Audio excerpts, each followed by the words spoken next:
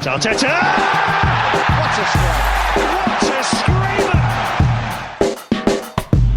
Zola! And a fantastic goal! Arsenal back in it! And here's Lampard, lines it up, finds the net. Arsenal in front. The best thing about your rival appointing a legendary player as manager is watching them sack the guy. This is the Arsenal Vision post-match podcast. My name is Elliot Smith. You can block me on Twitter, Yankee Gunner.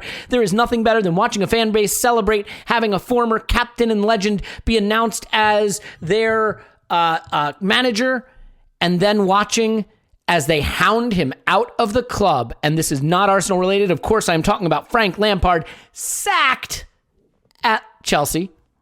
And it turns out maybe Petr Cech had a little something to do with helping expedite that process. That's the funny, hilarious news. The bad news is maybe they will have a good coach, and with all the talent they have there, I could do without that. But we will discuss that. And then Arsenal-related stuff as well, the FA Cup, the impending Southampton rematch in the league tomorrow, and all kinds of fun things. We're going to talk about the arrival, potentially, of, here we go, Odegaard. Everyone's been trying. Odegaard. Is that right? No. Odegaard. That's it, right? No. Odegaard. That's Swedish chef. That is Odegaard. The meaning. It is. It's Odegaard. Odegaard. All right. Well, anyway, pause on Twitter. Pause my pants. Hello, pause. Woo. Clive's on Twitter. Clive BFC. Hello, Clive. Hey, hello.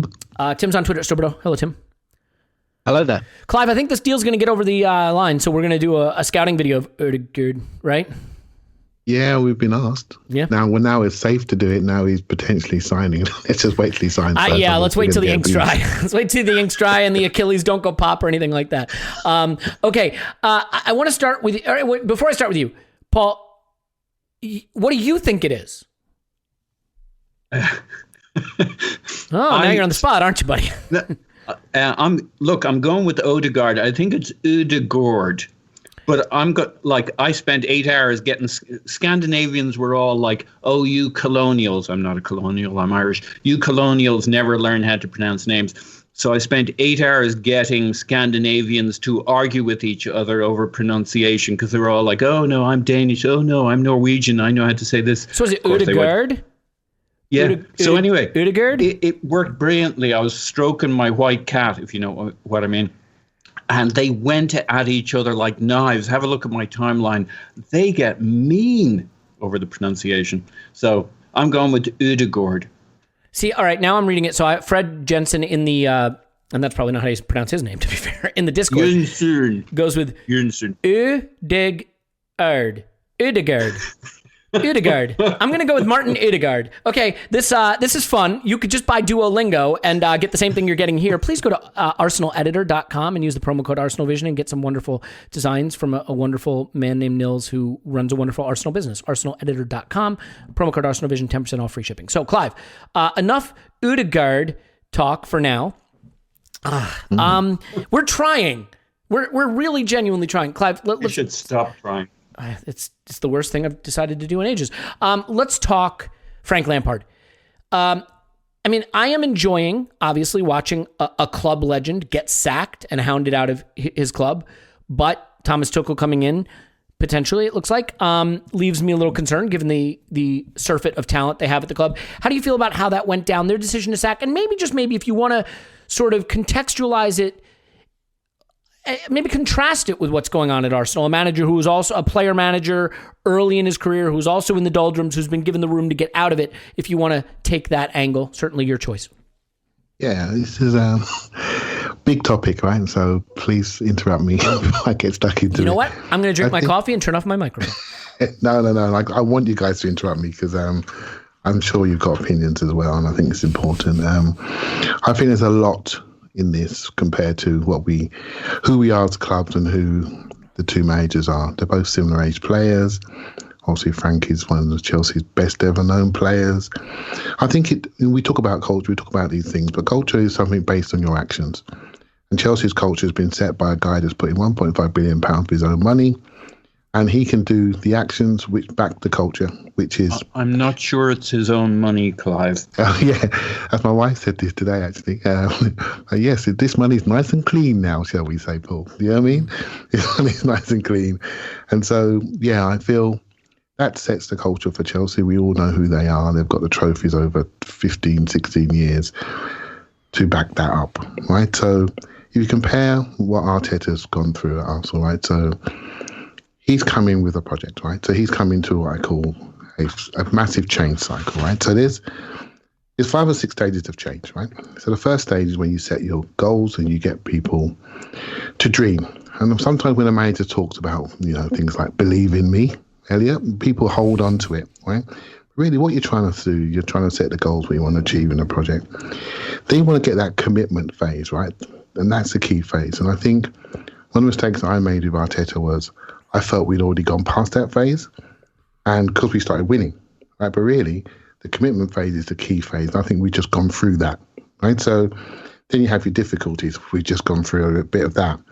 Then you get a bit of progress, then you get high performance, then you get renewal, right? So with Arsenal, for example, the dream phase was the first phase when he came in, told us what he believed in. The commitment phase was finding out who in the room was on board. And I think we're finding out during this window that he's really digging into that and getting rid of people who are not committed. Right? That's the key thing, because the squad's too big. We're going through some difficulties, which we just went through pre-Christmas, and I'm hopeful now going forward. So I was always on board with Arteta as a project change manager, right? Just flip it to Chelsea, right? They've already got the dream. They've got the money. They've got the finances. So when Frank came in, he had a different job. He had a job which didn't really require any expectations, because he was the first guy they were going to give time to because of the so-called, quotes, transfer ban, right? So, but once you get into a different phase now of £222 million Chelsea, it's a different job. So Frank was a builder at Derby, got the loan players in, using his contacts on his mates, got into pretty low Harry Wilson and etc. Mason Mount, got all the players in on loan and did really well, got bombed out in the last minute. Not bad. Come to Chelsea now, another group of young players. It's the same job with a slightly more focus. But once you become £222 million Chelsea, the expectations change. And they don't care about change cycles because they take away the difficulties phase, because they just give you the money, right? And they expect progress immediately. They expect high performance immediately. And I think the job changed on Frank. And I think the Chelsea culture then kicked in. And despite Abramovich making his first comment for 18 years over a manager going out the door, it's quite ironic that a German-speaking manager's coming in behind him, which tells you where their priorities are. It's quite ironic on the Athletic article today, which I'm just looking at. Rafi Hongenstein is writing in there as well. Again, it's a German aspect. And it comes back to the point, it's very important when a player arrives at your club, you know why they've arrived, what their motivations are. And it's very important when a player arrives at your club, you have a strategy for them. And we suffered from this. And I think Frank has basically lost his job over a set of tools that were given to him that he had no idea how to manage, no idea how to put onto a football pitch. There weren't his choices per se. Well, I presume there weren't his choices. But they're the club choices, and the club was shown by investing in those players rather than him where their priorities lie, despite the fact he's their greatest player in their history, just about. So I think it comes back a little bit with Arsenal now and a little bit with Chelsea. These players come in and you really have to know what you're doing with them.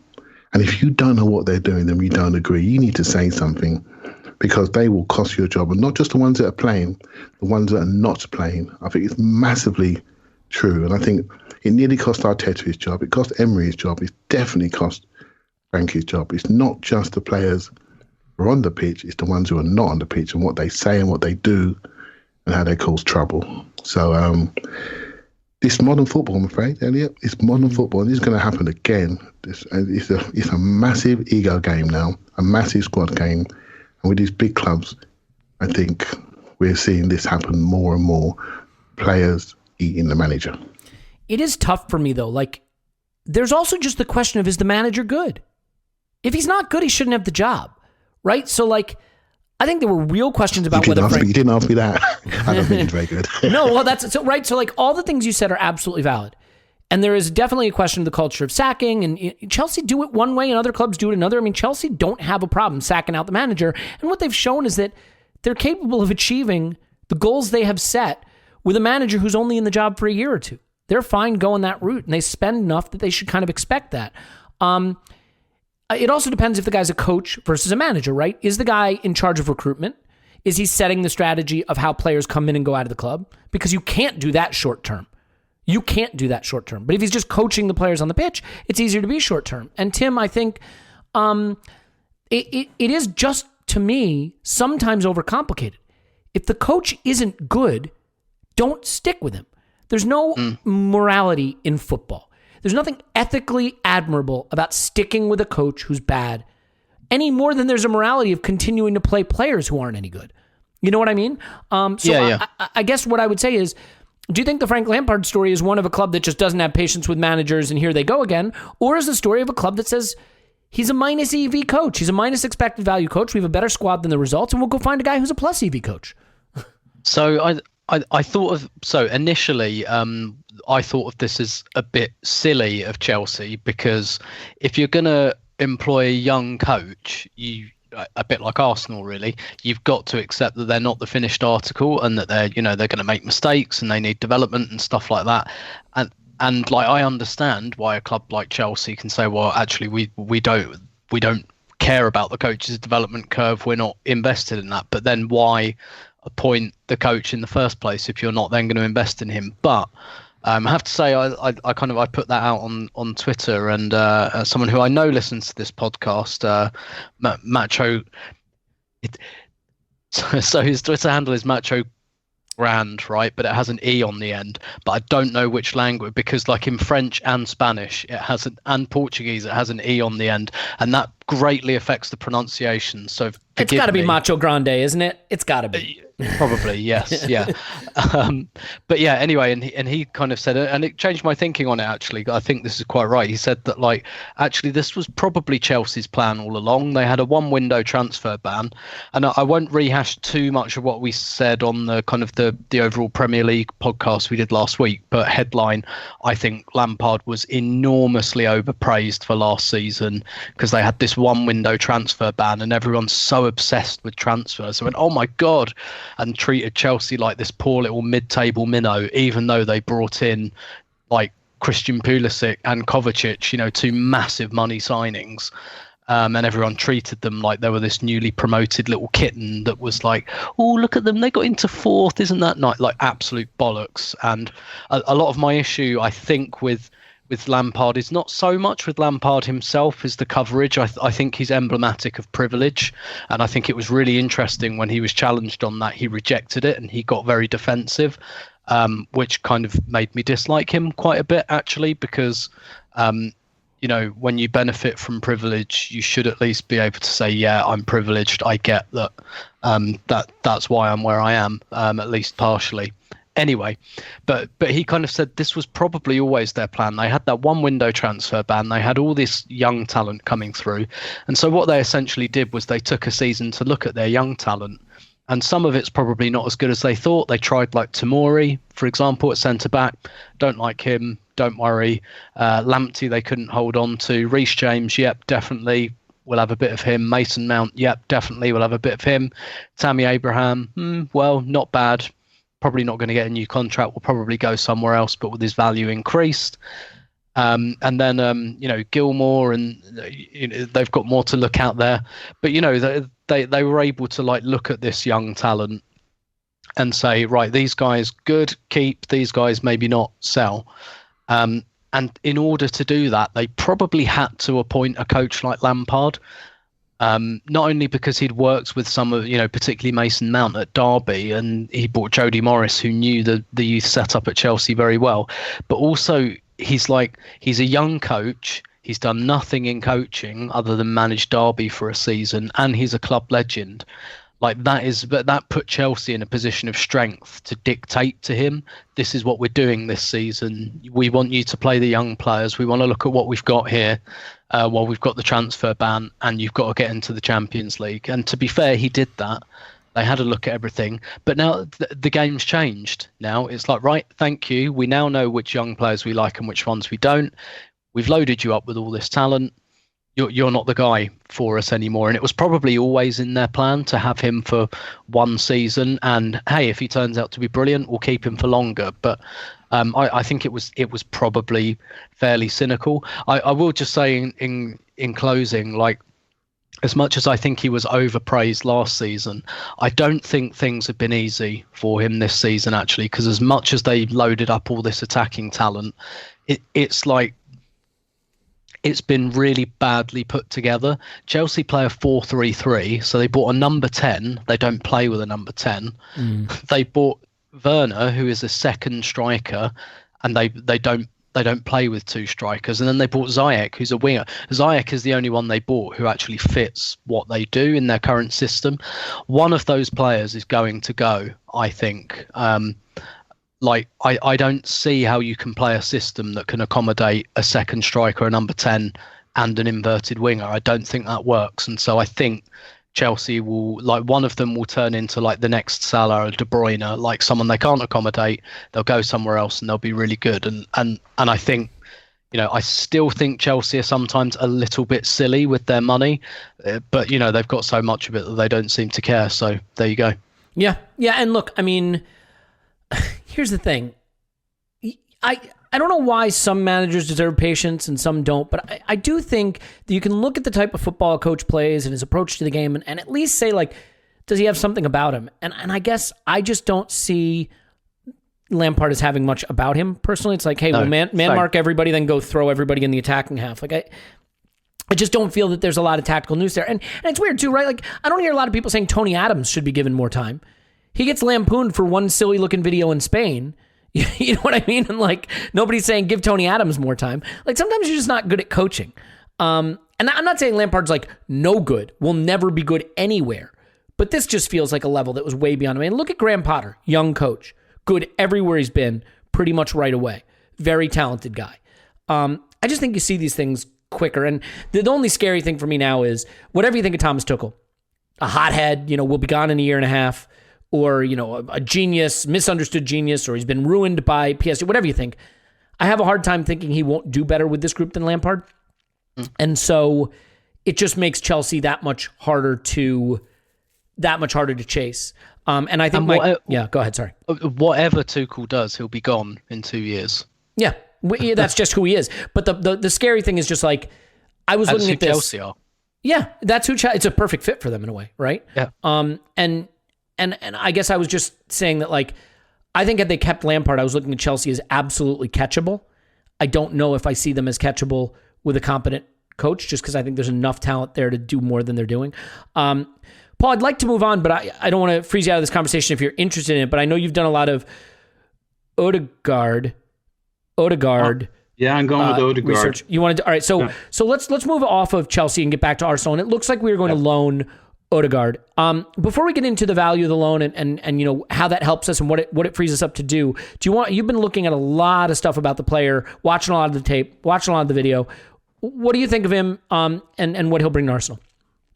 So I watched three matches from Real Sociedad. Actually, they have a really cool YouTube channel where they have a lot of the games available, weirdly, full matches. So I watched Barcelona from last season. That was a 2-2. Atletico Madrid. They won that one 2-0. Quite interesting. Partey wasn't playing, which was a shame, but all the other boys were there. And I think Osasuna, they beat them 4-3. It didn't matter what they said the lineup was going to be. Basically, Odegaard played in the same spot. He plays consistently in the kind of the right half space there. So he's basically a free 10 or an 8-10. He's very Smith Rowe in terms of, like, we'll get to how would he play within the team and that kind of stuff. But I kind of see him very much lining up. He's different to Smith Rowe, but he's not that different. So I do think he's very much, spoiler alert, going to be sharing time with Smith Rowe, basically. Mm-hmm. You could play him off the right, and they do, but he basically falls into that half space area there. He's a creator. He's a dribbler, progressive passer. He'll move you between the thirds, which was the thing we said we wanted from last summer. I mean, that's what he is. He's not much in the defensive third. He's not going to do a lot of tackling for you, but he'll help you keep your shape. He'll cut off passing lanes, but he don't do no tackles. But it's not really his job there. It's a bit like Smith Rowe at Huddersfield. I mean, they didn't ask him to tackle either, but he tackles a bit more for us. But he kind of has a free role, and his job is, once they get the ball back in their third, to help them progress it up the pitch. He's got one leg. He needs the other leg for a few reasons, including not looking silly, but he's basically got a left leg, and it's really good. Mm-hmm. And he's kind of like a tall, athletic, like if you think of the good Danny Ceballos, he's kind of like a tall, more athletic Danny Ceballos, but with a left leg. I know I've just damned him because we're also down on Danny, but like he's really good just outside of the box. He's, that's how he impacts the penalty area with passing, not with dribbling into the box, but he'll dribble up to the box. He's good, he's clever, but he plays on the right side of the pitch. You can start him wherever you like, but he's basically like, if I saw a lot more games, or as he evolves with Arsenal, he could be different. But I fully expect him to be a 10 who plays on the right, drifts to the right. He's so left-footed that's the right place for him to play, because that'll bring him in towards the centre. But if he's playing up the right wing, I mean, he doesn't have a lot of passing to the winger. It's a very simple layoff. Let me ask you this.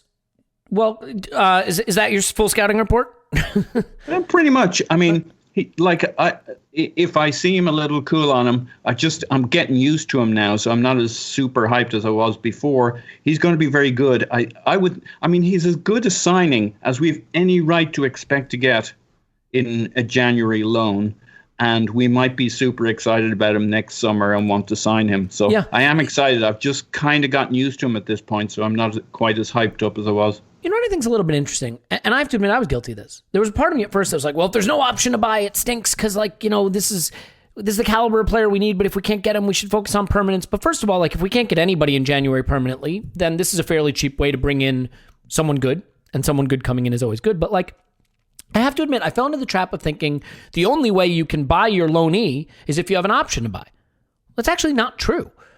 An option to buy locks in your ability to buy the player without opposition. But if the player comes and thrives and loves it and likes the team and likes the coach and likes the city and the club does well and he wants to stay, you're in a very strong position to try to buy him in the summer, even without an option to buy. Because you say, look, the player loves it here. The player says to his home club, I'm actually really happy. I think I'd like to stay. Then, you have to offer a good, hefty fee, and maybe you can't afford it. But the point is, you're not locked out of buying the player by not having an option. You still have the advantage of being the only club bidding for the player who the player just played at and maybe loves being at. So he said he wanted to be at Real Sociedad for 2 years. He wanted to go to a club for 2 years, and they pulled him back. But it was Real Madrid, so he's like, okay, cool. Now he's pissed off, I would reckon. Well, he doesn't get on with Zidane, but Zidane probably won't be there next season. So and I'm not convinced Real Madrid will think he's the absolute solution to their problems. I mean, he's not. He doesn't do everything. He's not a god. He's really good. I think we may well want him next summer, but I'm not convinced he solves all Real Madrid's problems. So this could well be the best thing for all three. We give them a reasonable fee. He's proven out here. He wants to stay somewhere for a few years to build his career. It's the perfect age. So, I'm with you. Compared to pretty much having already bought him, which we've done with a few other loanees from last January, let's give it 6 months and see whether we'd cry if we lost him. If he really wants to be here and we really want him, we're in a pretty good position. Yeah, I think that's right. Well, so Clive, then the question is, I'd love to get your take on how you think he'll be used and his value, as well as just the idea of loaning players as a strategy. The only thing I'll say is that, like, everybody tells me it's probably not a situation where he's going to play with Smith Rowe unless he's one of the wide forward positions, cutting inside from like the right, or, I mean, he's not going to cut inside from the left because he's a very left-footed player. But if he can't play with Smith Rowe, I certainly understand wanting to protect a 20-year-old with a big injury track record in Smith Rowe.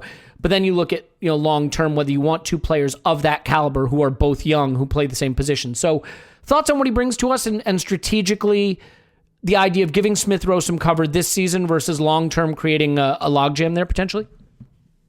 Yeah, sorry. I'm not worried about the logjam at all. I think it's important to protect the young players' future on the pitch. There's a young centre-half playing for Liverpool yesterday in the FA Cup game, getting ruined live on TV. It's a bit of a shame because he shouldn't be there in that level of game against Manchester United, and it's going to take a while to recover from it, right? And they're out the cup, etc. So it's very important we don't allow that to happen with one of our players that we really, really rate. And this Odegaard is 2-3 years older and played at some big clubs, big stadiums, has played in top league more than 6 times, shall we say. So we have to just bear that in mind. Paul's assessment, really, really good. I'll just add a couple of extra bits on top of that. Right half space, definitely. And he uses the pace of the pass really well, and he cuts against the grain. So he uses his first touch to set people off on balance, goes back for their legs a lot, and he's always looking for that right to left pass. So if I was the coach, I'd be saying to all the players, just run. When he gets the ball, just run. Because his number one skill for me is actually his vision. His vision to see passes is really, really good. There's lots of reverse passes, the old Fabregas reverse passes. And so I'd say, don't stop running. He'll find you. Do you know what I mean? It's like LeBron James, keep going, because the ball's coming up. Have your hand out, the ball's going to be coming its way. Do you know what I mean? And don't turn your eyes away from it. And that's all I would say. There's no point in having this guy in your team if you've got non-running forwards. That's the number one thing I would say. So he would, Aubameyang he must absolutely love this. Absolutely love this, and the players that move well will love playing with someone like this. I read a good article from Sam Dean today in the Telegraph, and he spoke a little bit about how he got a personal trainer in and has changed physically, and they showed a picture of him topless, etc. And nice. But I really like that. I really like that because when you see the picture of him topless, no judgment. We don't. I do think you need to recognise sometimes when you need to develop. And he needed to develop physically. He's very, very skillful, but he's very, very light. And if he's recognised that, that's good. That means he cares about his game, right? He absolutely cares about it. And I think, something I said about Pepe the other day, I really like Pepe, but he hasn't changed. He hasn't got fitter. He hasn't got stronger. He's the same bendy player that when he arrived. Got to adapt to the environment that you're in if you want to get better. Don't just accept it. And so I like that. And so, yeah, run.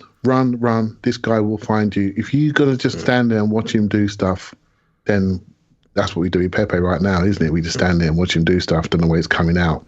So it needs to all come together. We need to know why we're having him. Number 10, nippy, quick feet, pass it to people that are moving, and I think we could be onto something. Yeah. Paul, final thought? Yeah, so the other thing I didn't mention that I'm kicking myself for is he's a good presser. So he'll press their back line.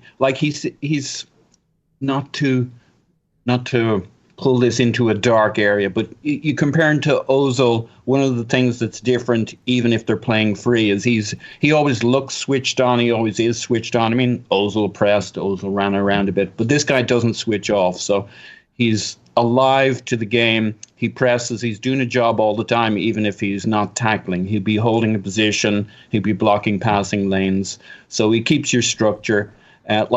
He didn't, from any of the games I saw or from what I saw of his minutes, they basically never subbed him, even if they were a few goals up. So he's always doing work for the team. We never subbed to Ozil, but that was because he was Ozil, not so much because, sometimes we did. But in general, he played longer than maybe, Mourinho would pull Ozil off. Well, you probably don't pull Odegaard off because he no offense meant, because he stays switched on in the game and he holds his position and he does work out of possession. He's just not you're not going to use this guy in a 2 as a pivot. He's not really a tackler. He doesn't really have that physique. That's not the way he's wired, or it's certainly nothing about his presence makes me think he's 2 in a pivot, but maybe he could prove me wrong in the future. Maybe he just hasn't been used that way. So, but he's still very useful out of possession. He's active. He's a presser. So, Tim, I guess the only last thing on this, and I have intentionally not spent a lot of time on this with you because I know that transfers aren't like your favorite topic, but I also don't want you to feel that I'm leaving you out of the fun. Do you just have any thoughts on loans generally and the idea of loaning a player as a solution? I mean, ordinarily, my inclination would be to point to like the Cedric one and the Marie one and the Denis Suarez one and the Ceballos one and say, this is a club that feels like it's invested its wealth poorly, wealth in quotes, and then has tried to like cheat the system with loans that have also gone poorly. But this player is so good, I don't fucking care about the strategy so much. But do you have a reaction to that? Yeah, absolutely. I completely agree. I've been thinking for the last few years that we're doing too many loans, and kind of the reason is we've done so much bad business and we're trying to dig our way out somehow. And it reminds me of that, that brilliant Simpsons joke, dig up, stupid, when they're digging a hole. And it's a bit like, oh God, we've made all these mistakes. And that's the problem with making lots of mistakes. They beget more mistakes. And yeah, usually I'm with you. I tend to think for a club of Arsenal's size, doing a lot of loan deals is a bad sign. And I still think that, but I'm with you on this. I think this one makes a ton of sense for a number of reasons. First off, I think, firstly, our sample size on Smith Rowe is still really small. Like, as much as I've high on him, and watched him play in the youth teams, etc., that like he might go completely cold or off the trail or get injured or what. Like, there's any number of things that can happen. Like, we've decided very quickly that this guy is the absolute future of the position, and he might well be. But we're not in a position to really throw our lot in with that. It's a bit like, it reminds me of Martinez, really. And I completely understand why that move happened. It was just like, yeah, he probably does look better than Leno, but it's just too small a sample size to give him a big new contract and tell him he's number one. We just can't do that yet. Here, we're not at that crossroads contractually. So what we're able to do here, I mean, first of all, Odegaard. We got to agree on something. It's Odegaard. Do we? Isn't it? Do we need to agree? Odegaard. Yeah. Odegaard. Okay. Well, do it how you want to. Yeah. Well, anyway, the thing is as well, he hasn't played a lot of football. He's got like 9 sub appearances this year. He's not going to be ready to come straight into the team. So, for a few weeks we can do a bit of swapsies between him and Smith Rowe, and what this gives us is it just gives us 4 more months to have a look at Smith Rowe, see how good he is, see how consistent he is, see how durable he is as well. Can he play like 20 more games this season without getting injured? I mean, I think he's been quite unlucky with injuries, and they've all been different. So it's not like the same hamstring keeps going or anything. But still, it just gives us a little chance to look and like take another view on it in the summer about how much money we should be spending in this position. Because if he's kind of Saka good, it's like, okay, that position is sorted and what we need is a backup or rotation option. But if it's not, then we should be looking at like an hour-sized transfer, like we tried to do last summer. And we just don't have enough information to make that call yet. So for me, doing a loan deal for this type of player who's also young, and hopefully isn't made of glass like Denis Suarez or Kim Kallstrom or other transfers like that. It just makes a ton of sense to me. Like you, I'm not really that bothered about the obligation to buy thing. I think if anything, obligation to buy works both ways. If it doesn't work, you're screwed. Mm-hmm. Like, imagine if we'd gone for obligation to buy on Denis Suarez, which Barcelona were really trying to push on us. Imagine that would have been horrendous. Arguably it was horrendous with Cedric Suarez as well. Maybe not horrendous, but bad. So I think this is one of those, like, in isolation, it makes a ton of sense, whereas perhaps our other loan moves haven't. I mean, to be honest, I think Cedric and Mari was more an accounting trick as much as anything. I think they were always likely to be permanent signings, but this one, I think it enables us to rotate, to protect, to have a look at Smith Rowe, also to have a look at Odegaard as well, and just kind of say, okay, let's see if he's dynamite, brilliant, let's try and sign him. It makes sense for the player, it gives him minutes that he really, really wants, and it makes sense for Madrid because, as you say, Zidane will probably not be the manager next year. They might get a new coach who really wants him. So I think this is a bit of a no-lose. Yeah, I mean, this is a player who at times last season was one of the best players in all of La Liga. So you just take that guy, you know what I mean? And see how it plays out. Because he's a guy that if he excels for us and we're able to keep him somehow, like, he might be better than what we could get. I mean, look, you could convince me. It's funny. These stat companies have a feature where you can do, like, find similar players for comparison. And one of the guys that profiles from a stat standpoint really similar to Odegaard is Awar, ironically. And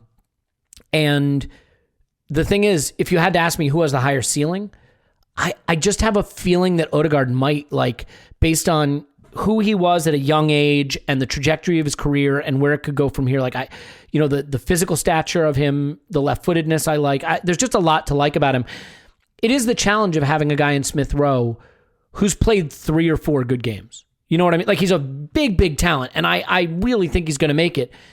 It's hard to know what you have in Smith Rowe at 20 years old with basically 4 Premier League games under his belt. This isn't Saka. This isn't a guy who for a year has broken into the first team and mostly really impressed. So it's still early enough. And I like the idea that we're going to give ourselves a few months here to allow him to rotate out when he needs to, have a great player who can play at a super high level at times, but also get a better sense of whether we need a full-time guy that competes with Smith Rowe, whether we just need depth at the position. It gives us a lot of flexibility, but anytime you can bring a guy in who is as talented as I think he is, I've always said this, there are guys who are good enough, you break your rules for them, and I think while I'm mostly opposed to loans, I think I'd break my rules for him. We don't have an option to buy. We might be bad at loans, as I said the last time, but he's quite good at them. He's done 2 really good loans. Sociedad loan worked great for him. Now, we don't have an option to buy. Here's a question. Do you think we could have done the Willian deal with an option to sell? A compulsory option to sell? Could we have a compulsory option to buy? You know what a compulsory option to buy is? You have a compulsory option to buy the Lawnmower 3.0. Boom! There it is. There's your Manscaped ad. I got news for you. The Lawnmower 3.0 deal is ending. In February, they're featuring another thing. And I can't tell you what the thing is because it's not February. Even if you're listening to this in February, I can't see the future, obviously. I'm not on the Robinhood app pumping up GameStop. I'm here talking to you about football. That's an inside finance joke, but look it up. It's actually quite hilarious. Look, the Lawnmower 3.0 is the single best purpose-built shaver I've ever seen, period. Whole body, no problem. Ceramic blade. So this is a thing that it's just clean and smooth. It works great. The battery's long. I don't recharge it. Because it just lasts forever. You put it in the shower, and I promise you, for like the first 2 months you own it, it'll be in the shower, and you'll just be using it. Then it's got this like science fiction-y awesome little stand you can put it in, and it looks really pretty while it's charging up. Wet, dry, comes with a guard. So, no, it doesn't come with an Odegaard. Actually, it is kind of an Odegaard if you're talking about the French word eau, as in water, right? Eau-guard, like a water guard. Anyway, these things just get more and more weird. It comes with a gird. Yeah, I don't know what that means. Like gastric reflux? Odegaard. Oh, okay. Oh, water of reflux? Isn't GERD reflux? What does it stand for? Gastrointestinal reflux disorder or something like that? Yes. Yeah. What were we talking about? Oh, yeah, I was trying to do an advertisement for the Lawnmower 3.0. If you go to manscaped.com and put in promo code ArsenalVision, you can even leave a note saying, I heard the most awkward and unusual promotion for your product in history. And then you can save 20% and get free shipping. Literally, they will just give you 20% off and free shipping for having tolerated this advertisement. So I think that's enough said about that. But look, you got to shave your privates. Do it with something good. It's that simple. Or, you know what? Get a cheese knife from your knife drawer, the one you use to cut brie. Get in the shower and try shaving off your privates with brie knife. That's not going to be good. Lawnmower 3.0 works. You're running out of time because in February I'm going to be talking about something else. Thank God. Okay, enough of that. Clive, is that enough of that? Oh, yes. Please, let's move on. I feel like you're enjoying these more and more and more. Am I wrong about that? It might be just a touch. I might be just a touch wrong about that. You could hear me on this mute. Groaning away. Okay. Well, you know what? If you Like that. anyway, I'm not gonna. You know what? I'm not gonna do it. Okay. Let's move on. Well, Clive, let me ask you this just real quick. The Southampton game, the cup tie. Where do you stand? Just real basic. His selection, his decision to rotate. On the outrage scale, how outraged were you? I know a lot of people were outraged by it. Where did you fall on his decision to rotate for the game? Yeah, not bothered at all. Seriously, 0. Is that low? Not bothered at all. Yeah, 10 would be you're almost as outraged as I get when I have an itch on my neck. And 0 is just you in your normal state of equanimity. For me, once you pick a team, I'm never worried. What I will critique is making sure that you put people in areas to play where they want to play and can really be effective within that selection. So if you pick Cedric as left back, then, and this didn't come from me actually, something I heard from Lewis, then why not put a left footer ahead of him? You know what I mean? So he's not forced to cross on his left foot. Right? So simple things like that. We could have done that with Maitland-Niles, for example. If you're going to play Southampton, know they're going to press, and make sure, rather than have a double pivot, you have one-on-one, or you step into the tulips, as I said last week. Don't play too deep, right? So for me, it's not who you pick, it's how you play. And I think we were a little bit lacking intelligence in some of our selections. And one main selection is about how we ask them to play, rather than who we said. When we select a team like this, I'm absolutely fine. Southampton played Shrewsbury last Tuesday. They played a weak team. I think only Ward-Prowse, maybe one other played in that game. Then they played their strong team on the weekend, and I just read that they've got lots of injuries. Walker-Peters is going to be out. I think Bertrand's got a suspension, and they've got injuries. No one's coming back. Maybe Redmond's coming back. So they've paid the price for the weekend for their cup win. So we've got to make sure that we deliver. So it makes Saturday look good when we play it, so it looks good. Otherwise, we look stupid for playing a slightly weaker team, losing, and then losing the league game as well. Then you look really dumb. Do you know what I mean? So I'm absolutely fine with it. I really do think the league is the most important thing for me with the Europa League. I'm not one of these people that thinks the league is over and pretend it doesn't matter, because it does matter. Every weekend, the league game comes along. I don't see people taking the holidays and stuff like that when it comes to Arsenal. I think it's important. It feels really important to me. It feels like an event. So I don't dismiss the league at all. I think it's very important to our stature and where we are, and et cetera, et cetera. So, and shows our progress. It really is a measure of our progress. Being a cup team, we've done it. We've seen it. We've done it. Got to Europa League finals, semi-finals, FA Cup final, won the final. We've seen this group of people do well in cup competitions. We need to see something in the league now. I think that's the measure of where we're going. Yeah, I mean, if you offered Arsenal fans the chance to win the next 5 FA Cups consecutively and finish 8th in the league every one of those seasons, I think 5% of fans would take that, and 95% would say no thank you. And that's not because we don't love the FA Cup, and it means the world to us. It is a wonderful fill-up at the end of the season. It's a wonderful way to go in the summer, and it is a joyful thing. And when we had a 10-year trophy drought, it was phenomenal to win those FA Cups. But the ambition for the club is beyond that. You don't go into your season hoping you win the FA Cup. You go into your season hoping you achieve things in the league and in Europe. And then the FA Cup is this awesome other thing. I think now, having just won the FA Cup last season, if we won it this season and finished 12th, I mean, we'd still love winning it, but that's not where we're trying to be. I think he did the right thing. Not just an okay thing. I think he did the right thing. Do you know, we lost Kieran Tierney for the Palace game because he played 120 minutes against Newcastle in the previous round. Would you rather have had Kieran Tierney back for Palace and taken all 3 points in that game if it meant we didn't beat Newcastle? I mean, it's a tough question to ask because now you know we're out of the FA Cup anyway, but Clive, it sounded like you had a final thought that you were trying to interject there. Yeah, I was going to say something like that, actually. I totally agree. I think we messed up in that cup game. We didn't need to do that. We could have put other people there. And the Palace game, the way the Palace game shaped out, we had the freedom of that side, and we didn't take it. We didn't have the right player to accept it. One last thing about the loan thing. I ignored it when you asked me earlier, because I just Thanks. ignored it. because I don't really care. But I think that's wrong. I should care because it's not so much the loan. It could be who you loan from. I think it's important that, for me, the most important thing is Arsenal re-establishing themselves as a proper team. And sometimes loans say that you're not proper, you're still meddling your way along. Do you know what I mean? And I think it sends a perception that maybe we're just not quite where we need to be. We're sort of looking behind the sofa for a few quid here and there, yet we're throwing millions away on people. So it comes back to the areas of change again. We are trying to clean house. This group are really, Mustafi rumours. I'm going to get onto that. We'll touch on it at the end. It looks like we might be cancelling Mustafi's contract, which is perfect. It's only 3.5 years too late, but it's still great. Yeah. It's still great, and we spoke about this from squad building, etc. for ages. But we're cleaning house, and while we're cleaning house, we're looking for smart deals, and that's why I'm okay with it just because I can see some action on the other side of the ledger. Do you know what I mean? So it feels good. There's something in American sports called tanking. It doesn't work in European football because there's no draft. In American sports, one of the ways you get stronger is you draft players as they come out of college. And the worse you do in the league, the earlier you get to draft, so you get the better players.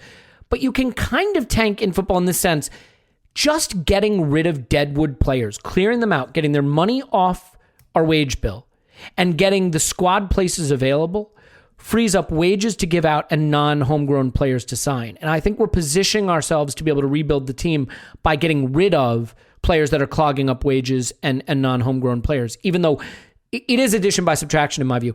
Tim, one of the things about the FA Cup tie, I just think that it's important that we distinguish. A lot of people were upset about the rotation, but I think the attitude was like we had put out a League Cup side. That it was Willock and Nelson and Maitland-Niles and Runnerson and, Mustafi. If you look at that 11, overwhelmingly it's guys that are either still first choice, have a claim to be first choice, or are expensively acquired players who he's got to play occasionally. And so, the irony is if Martinelli had gotten hurt, people would have been like, oh, why'd you risk him in the cup? You know what I mean? Ultimately, guys like Pepe and Martinelli should have the quality to be able to play a cup tie without people losing their absolute minds. And I realize people are going to say, oh, but it's Willian. Willian's the guy we shouldn't have played. If we can't use £200,000 a week Willian, who we just signed in the cup, we got a real problem for 3 years on our hands. Now, admittedly, we may actually have that problem. The only one you could point to for me and say not good enough is Nketiah, who I think has started to drift out of the picture. But isn't it fair to point out that while this was a rotated side, these weren't some League Cup kids out there? No, exactly. And look, you referenced the Tierney injury against Newcastle. Pretty much everyone was annoyed about that, and not just when he got injured. There were lots of people who at the time said, "Why are we playing him?" And it's weird. We do get I think we worry too much sometimes about resting players and about player loading and things like that. I'm totally on board with you guys. This was the sort of lineup I expected, and it's the kind of lineup I'm absolutely fine with. And yeah, exactly. And it's not just because we needed to give guys like Saka, Smith Rowe a rest. But some of these guys need minutes as well. Martinelli probably needed the minutes from a fitness standpoint. Willian and Pepe have to play themselves into some kind of form. And that's really difficult. That's a really difficult situation for Arteta to manage, because we are going to need them. I hope that we don't really have to start either of them. But even if they don't start, we're not going to go and win every game 3-0 and not need attackers to come off the bench. And I think that's been a bit of an issue for us recently, the fact that we don't generally have an awful lot on the bench when we play that the 11, as it were. You can really only get one of Martinelli or Aubameyang into the team. So you probably got Martinelli as an impact sub, but that's about it. We need Willian and Pepe at the very least to be decent impact subs, which they're not really at the moment. And to do that, they've kind of got to play. And this, whether people, want to admit it or not, this was the lowest stakes game that we had left. It's that simple. And I don't like calling it a low stakes game, but name me a lower one. The next time they'd be eligible to really play without feeling like it was a huge roll of the dice is in March against Burnley. I'm not kidding. That's next game you'd say I could start one of these guys. Yeah, exactly. And February's going to be quite busy, so that like they are going to have to play. Like we can't play the same 11 every week. And to be honest as well, I guess in terms of the cups, I mean, I think it always makes a difference when you've won it the year before and the pressure perhaps isn't there to go and win as much to go and win a trophy.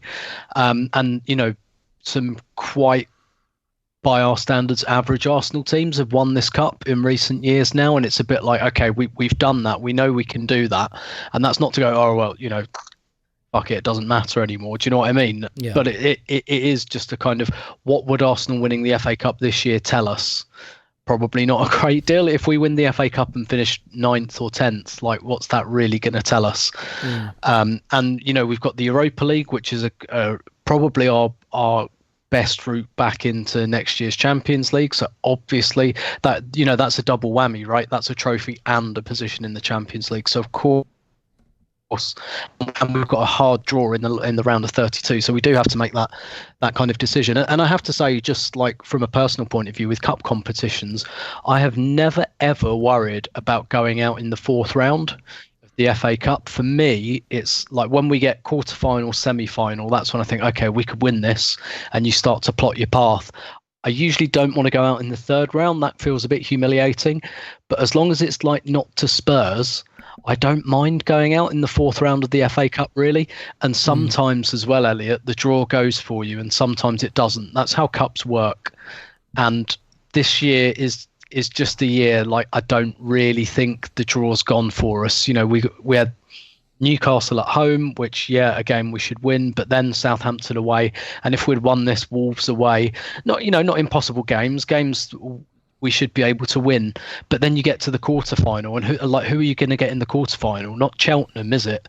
So sometimes the way the draw comes out, you've kind of got to go, maybe not consciously, but as a fan, I can compartmentalize that and go, right, okay, the draw didn't really fall for us this year. And I know we beat City and Chelsea in the semis and the final last year, but like I say, I honestly think the cup competitions you divide into 2 sections. There's everything like before, maybe let's say the quarter final, when it starts to get down to, you know, these are the teams that can really win it. Really, nowadays it's the semi-finals when you go, right, these are the 4 teams that can probably win it. So I like having that 5th round midweek free now is actually quite useful to us. So, you know, I didn't want to go out, obviously, but at the same time, like, we went out to Man United 2 seasons ago in the 4th round, and it really didn't trouble me at all. As long as it's not Spurs, and we're not thrashed, or we're not giant, it's not a giant killing. Going out in the 4th round of the FA Cup away to a Premier League team has never greatly troubled me, to be honest. Yeah, I think that's well said. And Paul, do you want to put a finishing thought on that? Yeah, I mean, the only weakness in the lineup, I think, and this is kind of Captain Obvious, but we didn't have a creator on the pitch. But then we didn't have a creator to play here if we weren't going to play Smith Rowe in every game. Well, we had a guy who was supposed to have that responsibility. Let's put it that way. Yeah. Well, there's a lot of projection around it, right? If we're thinking Willian.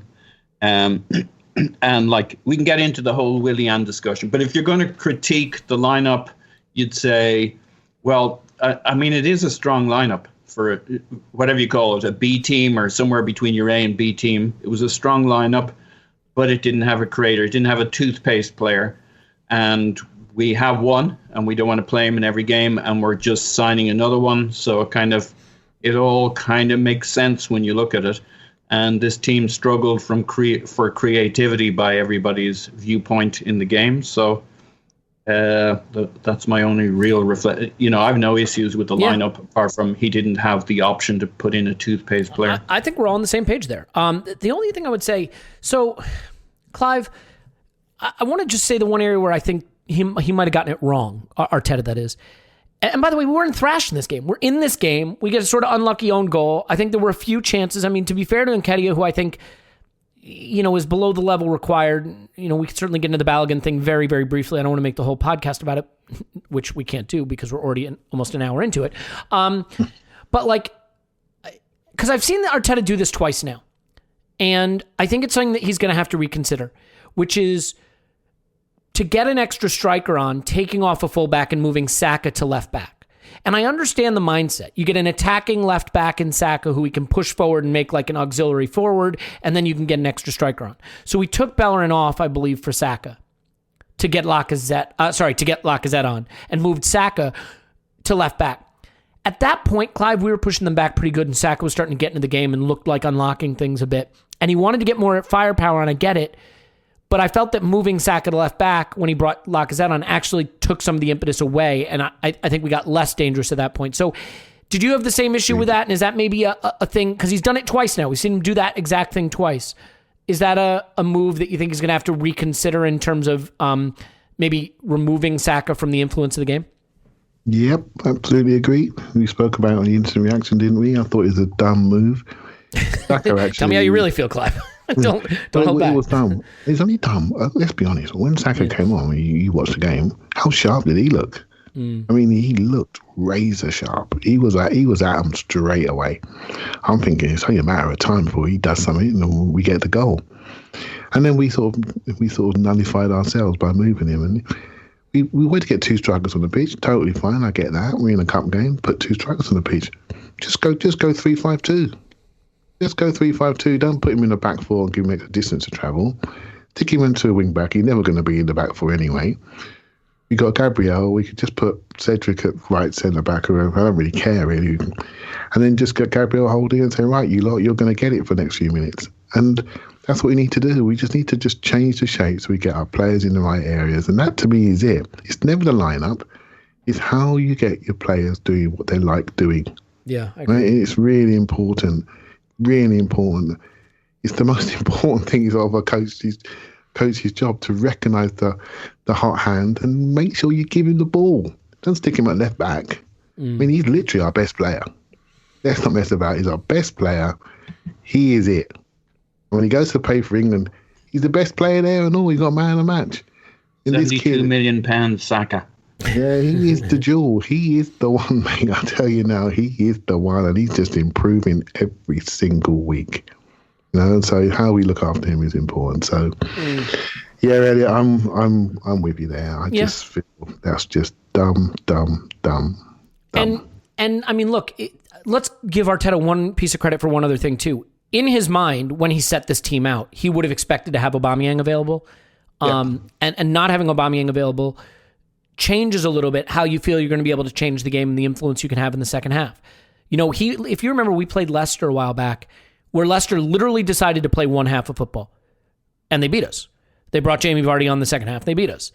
Arteta may have felt, if I can get away with a half, I can win this in the second half. I've got my big guns, but he lost one of his big guns. We have no update on the Aubameyang situation. Is that correct? Does anybody have any update? I'm not seeing anything. Has anyone seen anything? I'm not seeing anything. I just know it's a personal issue, and whatever it is, I hope he's okay. I hope his family's okay. I don't want to... Arteta wouldn't be drawn on whether he was available for tomorrow night. Yeah, I mean, look, whenever it's a personal issue that's sudden and the player is not available to play and potentially not available to play even beyond that day, it's got to be something pretty unfortunate. So whatever it is, I hope it's not tragic, and I don't want to speculate, but I hope he's fine. Obviously, I hope his family's fine. Wish him the best. Well, Tim, there's really just two issues left to touch on, I think, from this game that I think are interesting, and I'll save the striker part for Paul and let you weigh in on the Pepe and Willian thing. I think a lot of attention is being paid to those two players in the wake of this game.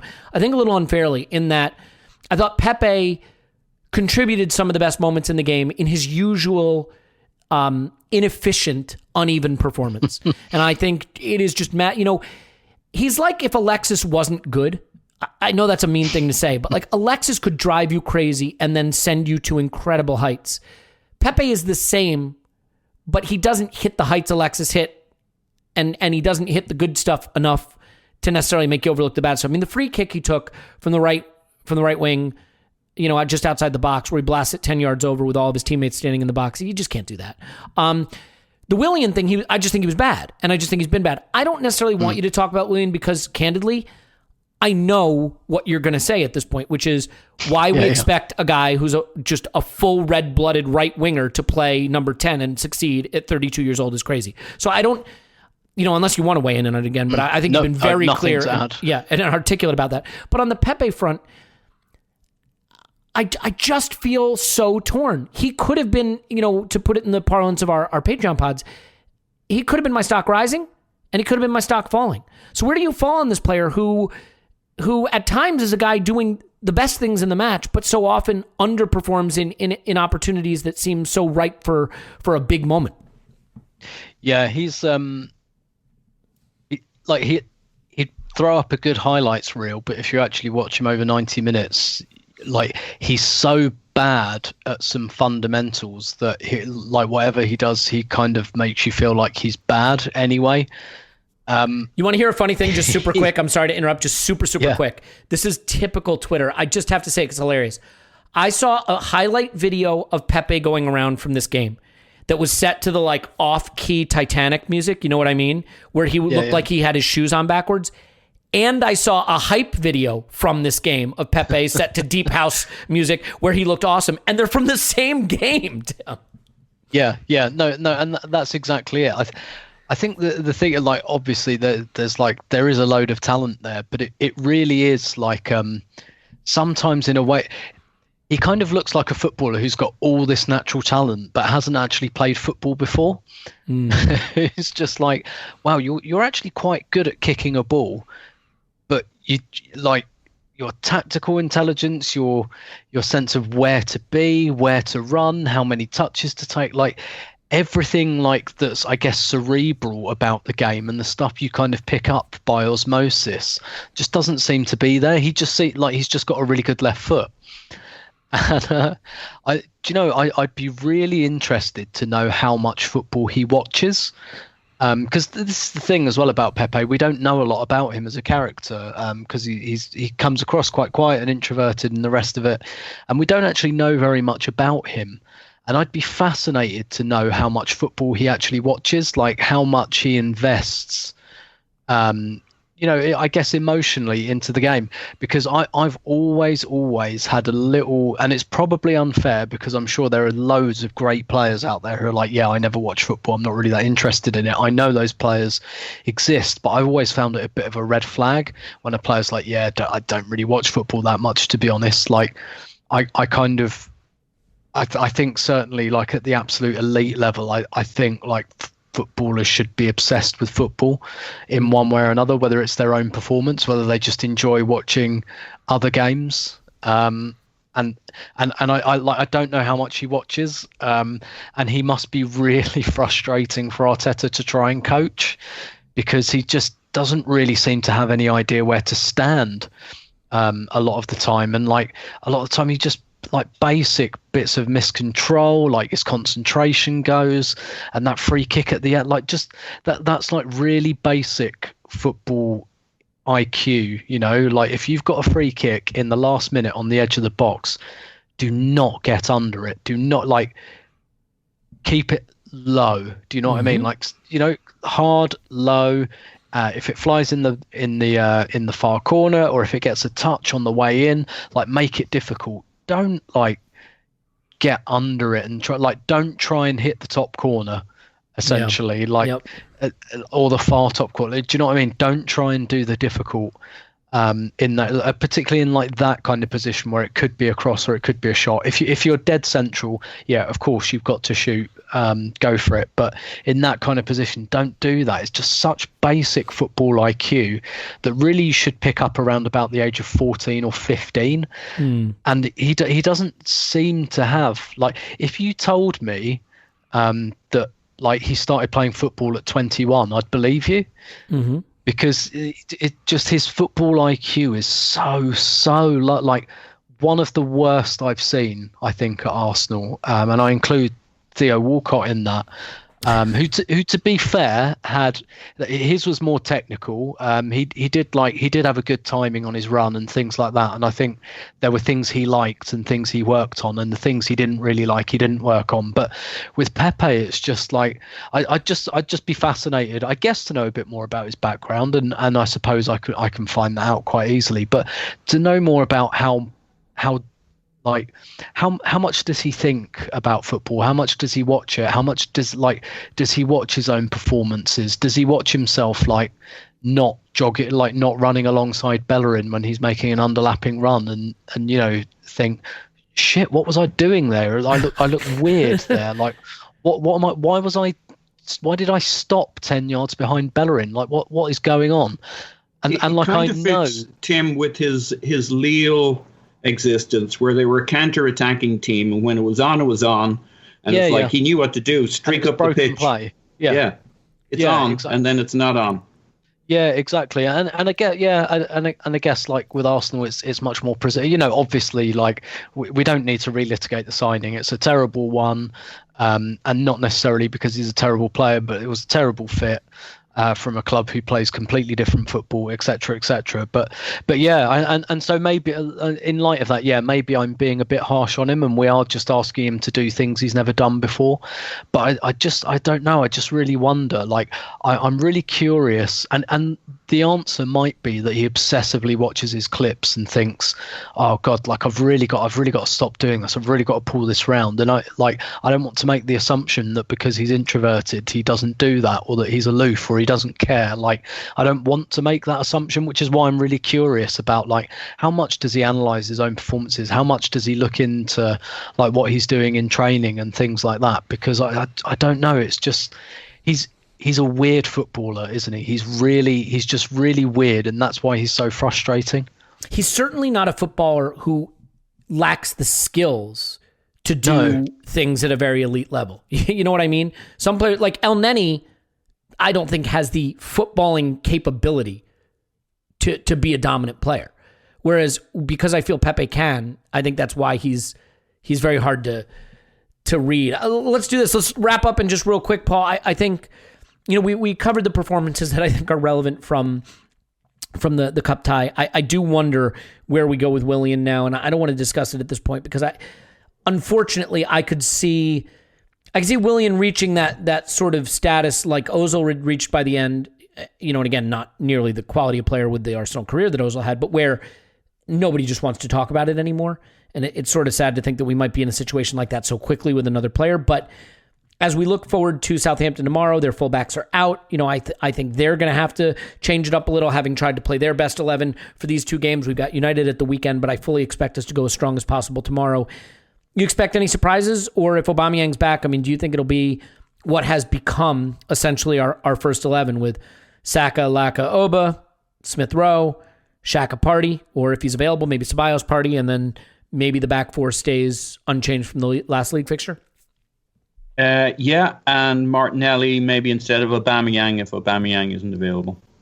Yeah, I think that'd be interesting. And do you? I guess. What do you think is going to happen with the central midfield partnership if you had to look into a crystal ball? Xhaka started the cup tie, which I think was Arteta's nod to the fact that he needed some first 11 players in there, especially alongside El Neni. I don't know what Ceballos' availability is, but do you think that Ceballos has a shout if he's available for maybe starting alongside Partey, who I thought came on and looked really good against Southampton in the cup, by the way? Yeah. Well, it's the Partey show, so maybe we're looking at it wrong. It's what suits Partey.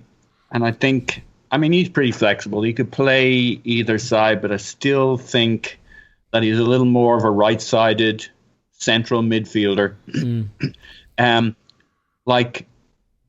Xhaka is a little, and Arteta's use of him is a little kind of deep playmaker, maybe dip into that left full back corner to let Tierney go forward. He's a lefty that plays up the left side.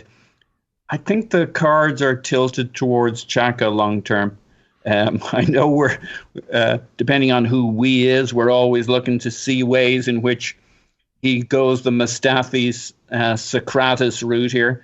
But I don't know. He's a plucky bugger. I think he could be around for a while. I think it's going to be Xhaka and Partey, and Xhaka will tend to sit a little bit deeper, and it gives Partey the opportunity and excuse. You know, we've had a discussion about what is Partey. He could be a lot of things. He could be a more defensive player, but that's kind of a waste of his talents. If you look at where all his tackles are, they're kind of in midfield. He's like one of the highest tackling midfielders in that central third. I think he really likes to sit in that pocket. He doesn't necessarily want to go as deep as a Xhaka will defensively, running back with players. He typically works in that middle third. This is kind of a revelation to me over the last couple of days. I think he's not box to box, he's third to third, and he likes to stay in that zone and do a lot of damage, pick up that ball and hurt you on the counter. So I think it's obviously the Partey show. I think Xhaka might just suit that a little better because he's happy to sit a little deeper, and we're happy to use him over to that left back corner and spray passes up the left side with his left paw. So I'm definitely interested in seeing Partey and Ceballos, and I think that could be fun too. But I actually think Xhaka and Partey gives Partey what he really wants, which is just a little bit of liberty to get forward from time to time, but also to sit in that middle third where Xhaka will go deeper and he'll cover and he'll drop deeper and make tackles in the 6-yard box and all that good stuff. Yeah. And I got it. This is the kiss of death, but I feel good about this one. I do. I think Arteta rested his players. They'll be fresh. They'll be hungry. They'll be facing a tired and somewhat changed Southampton. And my fingers crossed. I think this is going to work out for Mikel. I think he got it right. I said this on the Instant Reaction Pod, but this is big boy management. You're at a big club. You got a raft of difficult fixtures coming up. You've got to prioritize. It's never easy sitting down star players for any game, especially one where you can get knocked out of a cup. But you have to make the big tough calls, and you have to take it on the chin when they don't work out for you. But if we win this game and play well, I think the FA Cup is going to be a bit of a distant memory, as much as we all have an affection for that competition. So I think he did the right thing, and I think he'll be rewarded for it, is my hope. Smooth 10-0, right, Clive? Yeah, I think we're going to win. But I said that for every single game for the last 5 years, right? 10-0. So. Hey, just real quick, Clive. You got a drink you're going to toast to Mustafi potentially having his contract canceled? I'm dry January, mate, so no drinking. But Milk. I'm glad that the victims are leaving the dressing room. That's what I'm going to say. You don't change a culture until you remove the bits in your dressing room that had an overly influential influence on the old culture. And that's exactly what he's done. He's ripping it out. Now he can do what he wants to do. And now he can run a training session. When you've got 31 players in your squad, you can't even put 2 teams out in a training session. It's too hard to manage, right? People they know they don't get a bib, they're not even in the squad. Oh, then you know what? Really... Sorry, I'm just going to cut across you for a second because I don't want to say goodbye. We're really, really running low on time, and I don't want to say goodbye unless we touch on this. And the Mustafi thing, Clive, is much less interesting. But since you're talking about squad depth and getting a bib, can you maybe just speak momentarily on the Balogun and Kedia situation as well? I didn't want to interrupt you, but it occurred to me that I had that on the running order and somehow missed it. I wanted to let you get some time on that. Managing the squad is massively important. It feeds into Balogun, etc. I think... I'm not being funny, but even having the players for a training session, the right players, when you've got too many, it's really hard to put on a session. You may laugh at me, right? They clap their elite. No, they're not. You need the right numbers to do the drills you want to do. When you've got people coming out of the sky, it's very hard. It's really hard. And so he needs his core group, right? And so for me, there's that Germanic clique. It's being ripped to bits, right?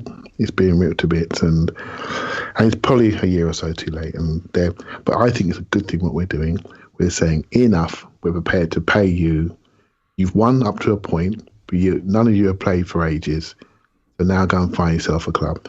And we're sending a message to anybody else who wants to do this. Been doing this for years, by the way. Coming to us and leave them on their own terms.